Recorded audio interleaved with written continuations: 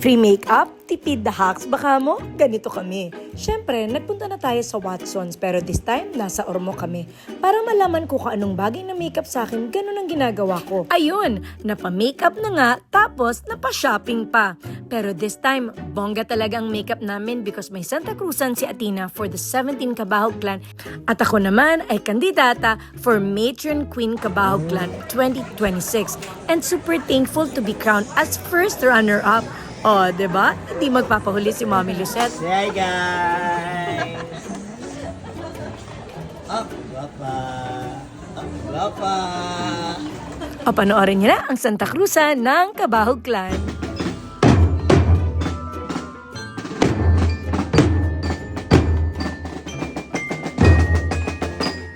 From Luzon, Visayas, Mindanao, and even overseas, the 17 Cabahog Clan Grand Reunion became even more meaningful because families traveled near and far just to be together for this special celebration.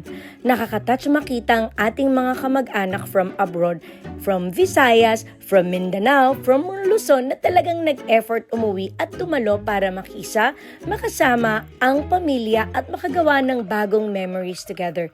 Despite busy schedules and distance, ipinakita ng bawat isa ang tunay na halaga ng pamilya, pagmamahalan at pagkakaisa.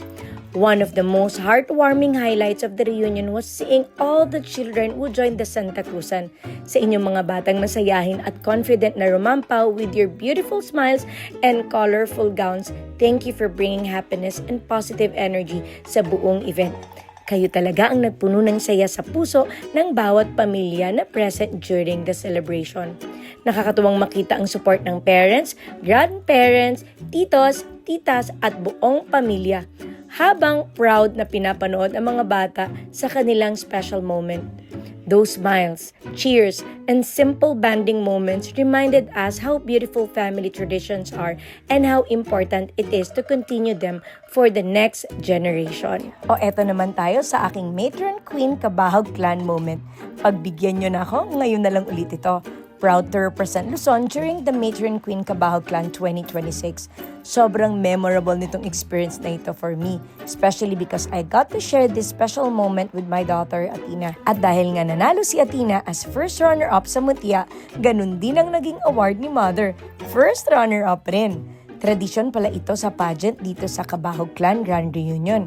Kung ano ang award ng daughter sa Mutia, ganun din ang maging award sa mother as Matron Queen. Ito nga sa tagal ko nang hindi nagpa-pageant, muntik pa ako madapa. Pero sobrang nag-enjoy talaga ako. Salamat Cabahog Clan sa experience na ito. From the preparations, makeup sessions, hanggang sa actual pageant night, lahat ng pagod became worth it because we experienced it side by side as mother and daughter. Thank you sa lahat ng sumuporta, nag-cheer at nagbigay ng love sa amin ni Athena. And thank you sa Cabahog Clan for making this reunion extra meaningful and memorable for both of us. A beautiful mother and daughter moment we will treasure forever. Once again, I'm your Mommy Lucette at your service. Don't forget to follow and support my vlog for more family moments, events, and real-life memories. Mwah!